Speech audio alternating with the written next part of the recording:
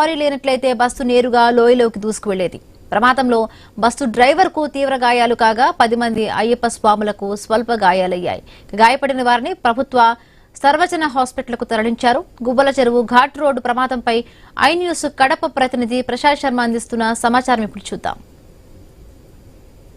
రాయచోటి ప్రధాన రహదారిలోని గువ్వల చెరువు ఘాటు చివరి మలుపు వద్ద ఉన్నాం. రాత్రి 11 గంటల ప్రాంతంలో ఏదైతే శబరిమల నుంచి హైదరాబాద్ వెళ్తున్నటువంటి అయ్యప్ప స్వాముల యాత్రికులు బస్సు ప్రమాదానికి గురైంది.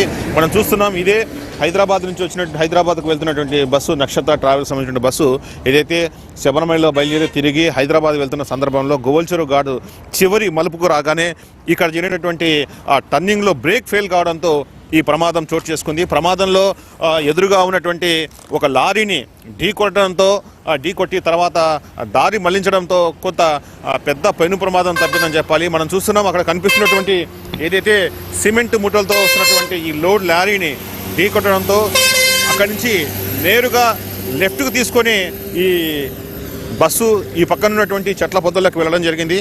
ఒకసారి మనం పరిశీలిస్తే ఏదైతే గువ్వల చెరువు ఘాటు చివరి మలుపు ఉందో ఇది చివరి మలుపు. దీని తర్వాత నేరుగా మనము కడప నగరంలోకి పోయేటానికి సీకే దిన్న ప్రాంతానికి వెళ్ళడానికి మనకు కనిపించేటువంటి రహదారి ఇది.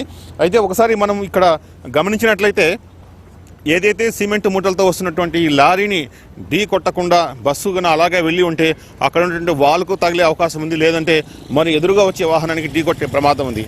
అయితే డ్రైవర్ చాకచక్యం వహించడం వల్ల ఈ ప్రమాదం తప్పిందని పలువురు భావిస్తున్నారు. అయితే ఈ ప్రమాదంలో డ్రైవర్తో పాటు మరికొంతమంది తీవ్రంగా గాయపడ్డారు. గాయపడ్డ వారిని స్థానిక ఆసుపత్రికి తరలించారు. పోలీసులు హుటాహుటిన చర్యలు తీసుకుని వారిని ఆసుపత్రి తరలించారు. ఇది గువ్వల చెరువు ఘాట్ చివరి మలుపు వద్ద జరిగినటువంటి ప్రమాదం సంబంధించినటువంటి సమాచారం. కెమెరా పర్సన్తో శర్మ, ఐ న్యూస్ కడప.